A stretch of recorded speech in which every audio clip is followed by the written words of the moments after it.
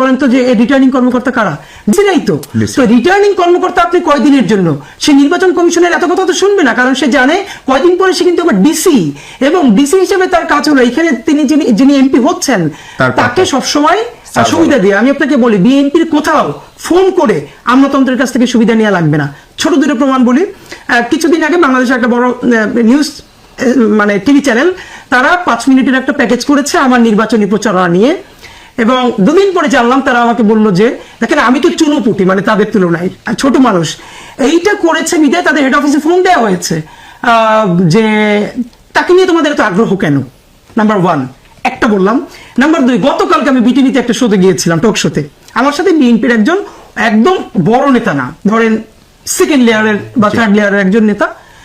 অবাক ব্যাপার হলো, দেখেন তিনি ঢুকতে পারেন নাই, বিটিভির অন্তত 1 ডজন কর্মকর্তা দৌড়ে দৌড়ে তার পিছনে ঢুকছে, সালাম দিতেছে। সে যখন বের হয়ে যাচ্ছে দৌড়ে তাকে আগাই দিতেছে। মানে ঠিক আওয়ামী লীগের সময় যে কালচারটা আছে, এখন তার শুধু প্রভু বদলে যাবে। এরপরে বিএনপি যদি কোনোদিন জামাত ক্ষমতা আসে, তাহলে জামাতকেও একই আচরণ করবে। মানে এই যে আমাদের চাটুকারিতা, এটা তো আমাদের মনস্তত্ত্বে। এখন আমাদের হিসেবে আমি একটা বলেছিলাম যে প্রত্যেক উপজেলার ওসি, থানার ওসি সকালে উঠে স্থানীয় বিএনপি সভাপতির ফোন দেয় ডায়াবেটিস ঠিক আছে কিনা, স্বাস্থ্য ভালো কিনা, কারণ সে ক্ষমতায় আসবে এবং তার পোস্টিংটা যেন ঠিক মতো হয়, ঝামেলায় না পড়ে। এখন ধরেন আমরা যে ভালো ইলেকশন চাই,